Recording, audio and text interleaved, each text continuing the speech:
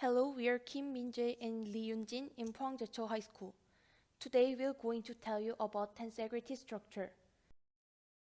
The table of contents is largely composed of the Tensegrity Structure principle and the utilization of Tensegrity Structure.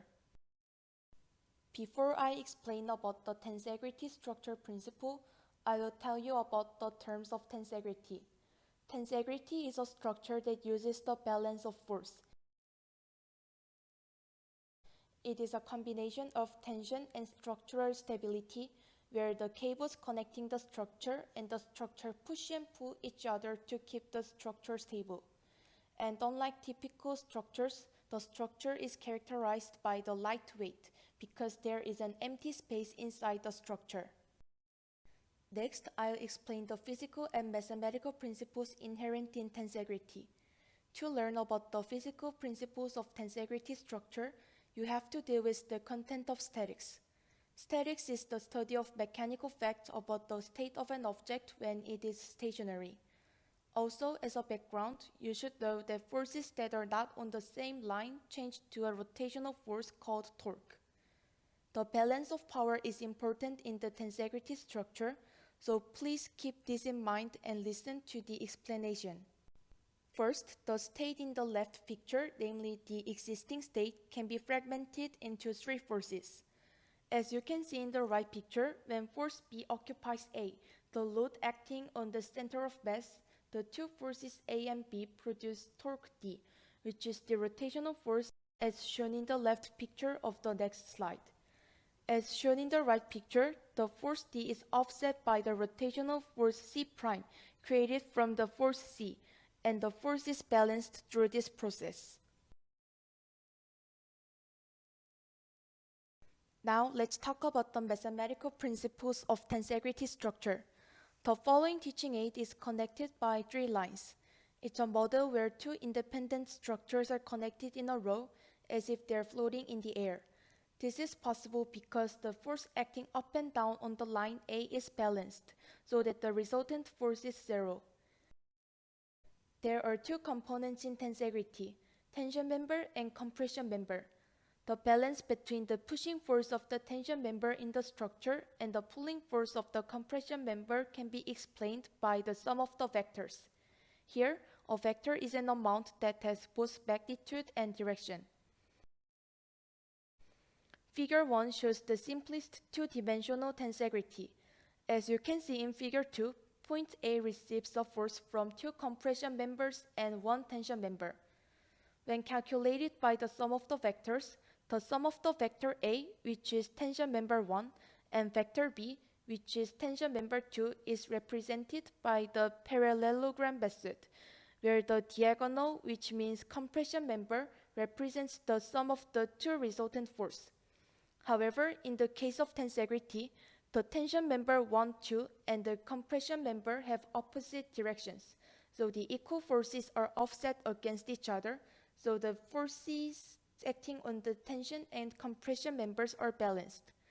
From this, we can see that tensegrity must achieve this equilibrium of forces at all points to maintain its form. Additionally, Figure 3 is the simplest three-dimensional tensegrity structure consisting of 3 tension members and 9 compression members. This structure shows that the pushing and pulling force is balanced at the end point of the tension members. Next, I will explain the application of tensegrity.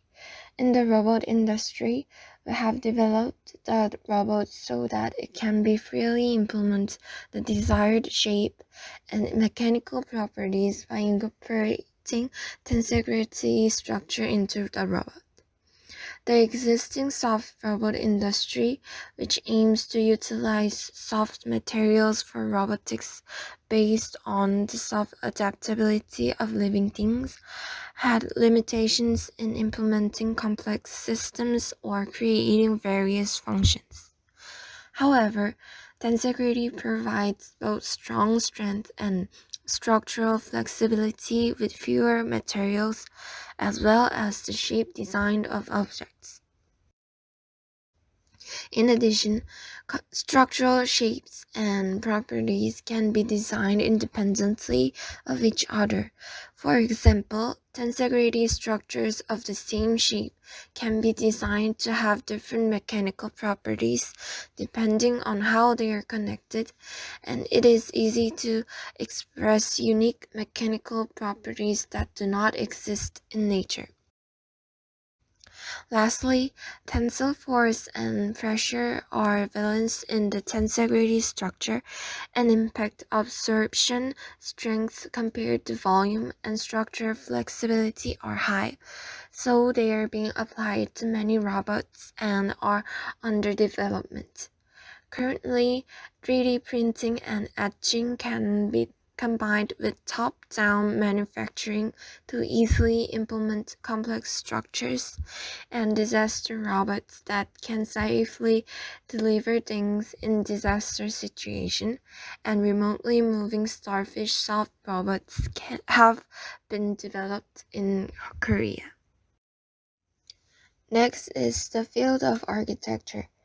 Tensegrity is known to be the lightest yet most robust structure, with the same amount of material supporting more loads. It has elasticity and responds well to vibration, but it has the disadvantage that construction is difficult because the structural member is floating in the air. Despite these shortcomings, the architects have made impressive structures using the advantages of this tensegrity structure. First, the relationship between tensile and compressive materials is well revealed on the Kurilpa Bridge in Brisbane, Australia.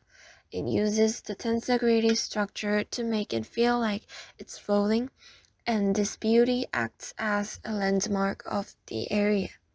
Second, pavilion, which is often used in temporary shelters, have the disadvantage of being able to communicate with the surrounding environment because it is light and has elastic properties.